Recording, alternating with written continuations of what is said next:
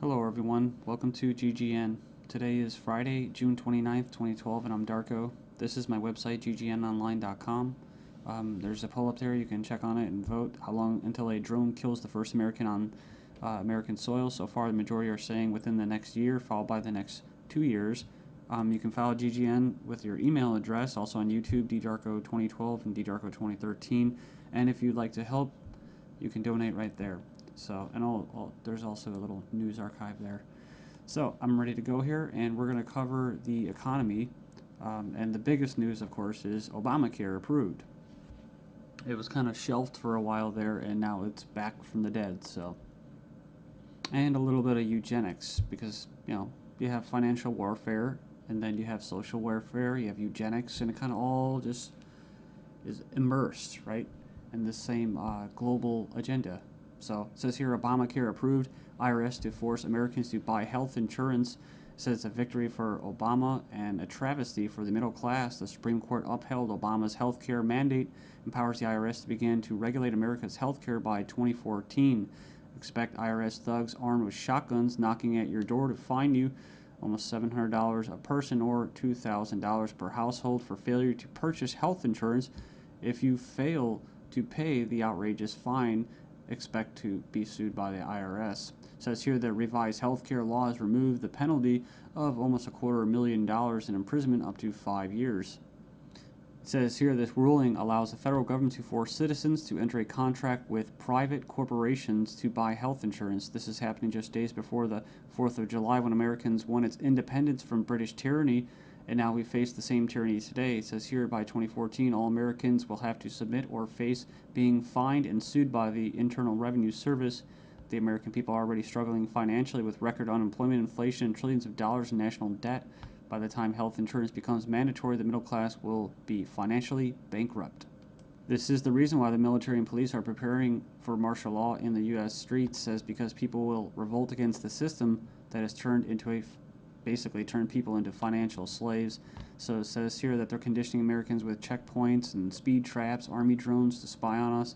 We're going to cover all this, rolling out the tanks and putting military goons on residential streets to prepare us for what is to come in the future. It says here the Bilderberg Group discussed in Spain about wanting to level America into a third world impoverished nation where we're all poor under world government dictatorship. It says here soon the Americans' standard of living will drop significantly, and it won't just be the standard of living, it will be their age of death, right? Their basically the average lifespan. It says here services will be cut. We're going to get into that too, death pathway and stuff like that.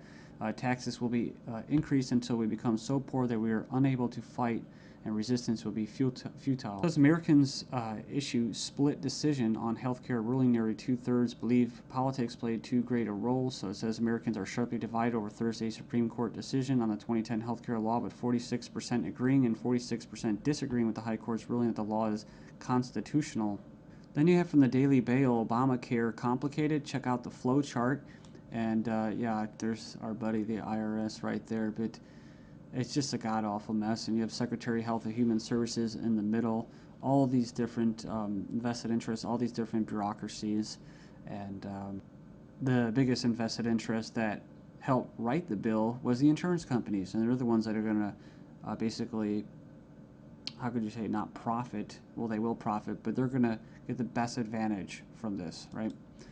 And if you would like an anarchist perspective on the whole Obamacare thing, I think Stefan Molyneux did a pretty good analysis of this. I think he held back a lot. I think he's gone over it and made his point so many times, his argument, that he was actually kind of just laid back about it. So it's kind of nice. It's 18 minutes, not too long. The truth about Obamacare, yes, it's even worse than you think. And right here in the description, he puts in there the 6 facts that he presents in his argument. So fact 1, there is no law in the U.S. anymore. Basically what he's saying is that if they could just do anything, then there's no law, right? And it's tricky because, in quote, in a stateless society, there would be what? No law. Well, there would still be common law. See, this isn't common law. This is political law. That's why you have pigs, political law enforcement, and the like that are going to be enforcing this, federal agents and that. So in other words, what he's saying is that you might as well just have no government, because right here you have a dictatorship with, quote, laws, right? They have laws that basically write in a dictatorship. So we have here Obamacare is an admission that all previous government health care programs have failed. So, and this is true. I remember the recording, about Nixon and stuff like that, getting people on Medicaid. It doesn't really matter whether it's good or not. And in fact, costs have already doubled from initial estimates, and that's usually how it works. As soon as this gets closer to fruition, oh yeah, some hidden costs. Sorry, guys. Fact 4, 70% plus of healthcare issues result from individual choice. So the thing about it, he's talking about smoking, drinking, eating basically a lot of bad food and stuff like that. You can actually help. But a lot of these people that are going to, quote, benefit from this are not going to be doing anything to help their own health, right?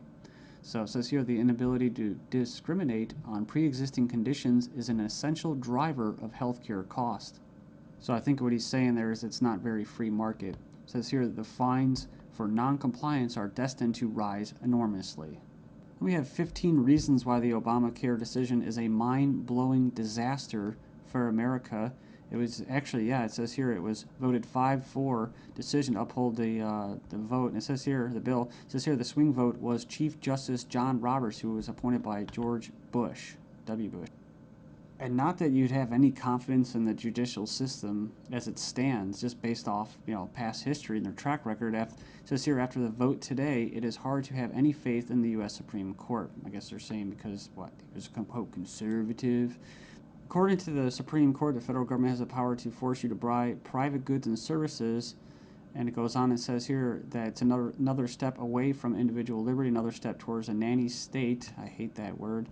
But it says here IRS is now going to be given the task of hunting down and penalizing Americans.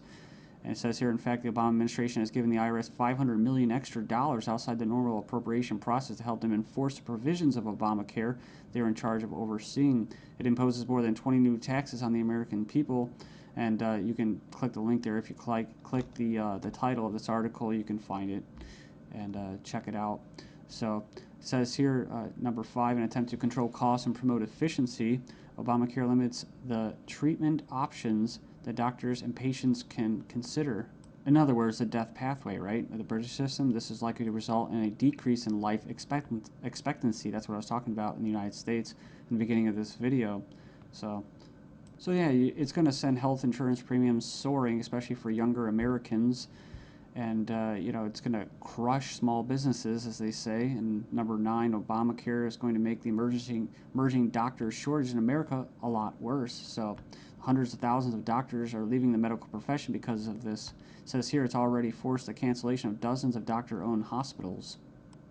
And it says here that the following is one example from the Alliance Defense Fund. It's an insidious little provision. It says here, did you know that this bill, you'll have to pay for life-saving drugs, but life drugs are free. So 100% free. If this plan were really about health care, it wouldn't be about, it would be the other way around. So yeah, it's like robbing from the future to pay for the living. So and it just turns into a god-awful mess. It's not even just politics, it's generational. 13 reasons why the revolution might start with Obamacare. Go in there and check that out.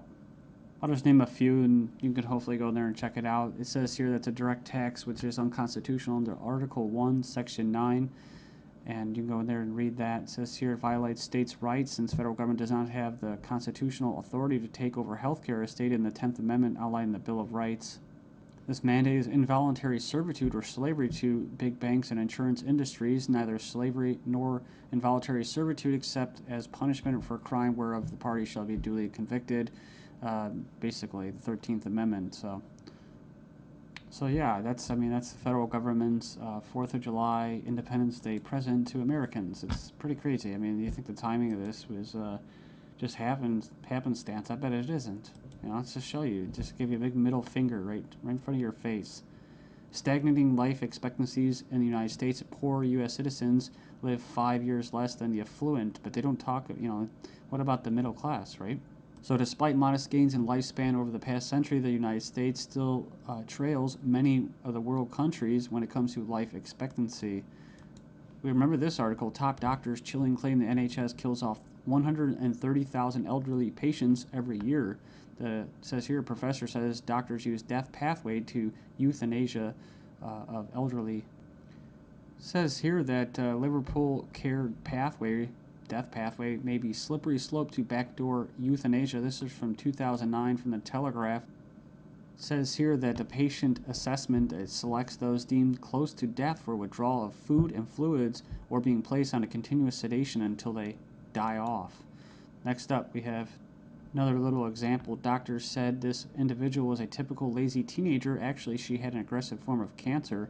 So it goes on here. It says that she was finally diagnosed after she had an MRI scan following a fall. So basically, she was left undiagnosed for 6 months after doctors mistook her symptoms for typical teenager laziness. So as cancer rates soar due to the eugenics and that, I see these articles, European meeting to be held to raise awareness of the eugenic current of European society held in Strasbourg, France. It's hosted by the Parliamentary Assembly of the Council of Europe, or PACE, this week to address the alleged eugenic current of European society and eugenics and human rights issues of prenatal screening. It says here, currently the highest court in Europe is considering a complaint from a woman who claims that she was not given a prenatal screening which would have revealed her daughter's Down syndrome and thus allow her to choose to abort her child. They didn't go into this, which is what? Scottish toddlers to be tested to see if they will grow up to be drug addicts or criminals. So they're going to basically examine them to determine their capacity for violent crime, to be violent. But what happens when this comes to the UK? Thailand violent students to be drafted into our army automatically.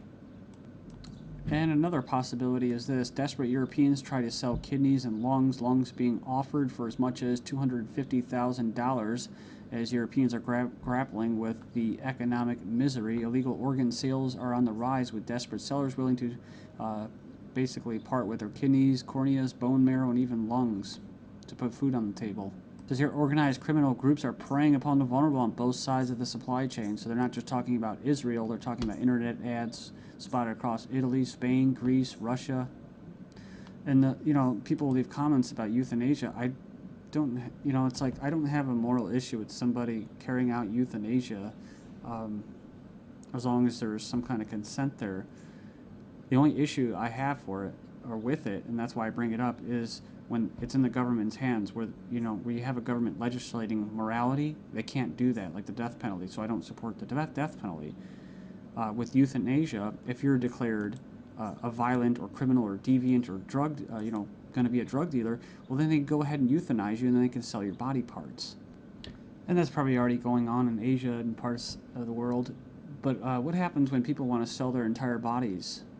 Right, a one-time donation, or they could just sell their entire body and have it just basically, as they say, cannibalized for different parts.